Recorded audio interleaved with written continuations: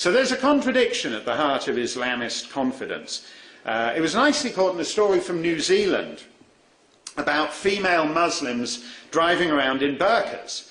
And the police were very upset about this because this mode of dress somewhat restricts the field of vision. And they were also having a problem with fleeing bank robbers disguising themselves as Muslim women. But nobody wants to be insensitive, and on the whole, the police were happy to take the Islamic lobby groups at their word that the burqa was a requirement of these women's faith.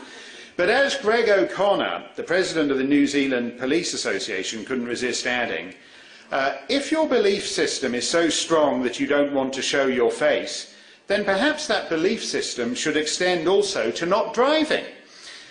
Which is a fair enough point. If your clothing can't evolve out of the camel train era, maybe your mode of transportation shouldn't either. That is Islam in the third millennium. They want the certainties of 7th century society with the conveniences of the 21st century, and it doesn't work like that. So an Islamic States of America, an Islamic Republic of France, an Islamic Kingdom of Belgium, an Islamic Dominion of Canada, they would all very quickly be societies in decline, living on the accumulated capital of their pre-Muslim past, as indeed much of Islam did at its zenith. But do we really want to test that proposition?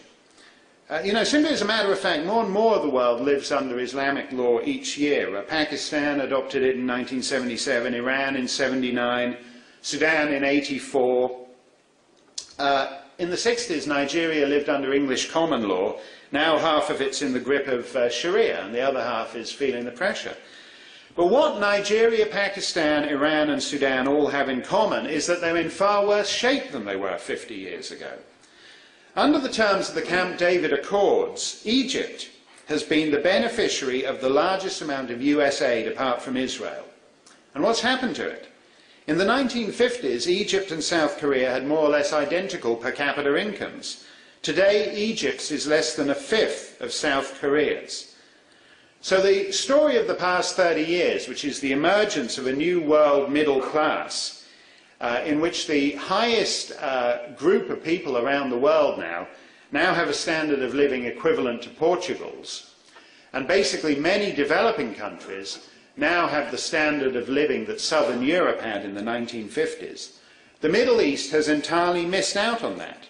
They're failed states run by kleptocrats that exclude half the population, the women, from the economic life of the country and exclude all the population from fulfilling their full human potential. So the more Muslim the world gets, the poorer it gets.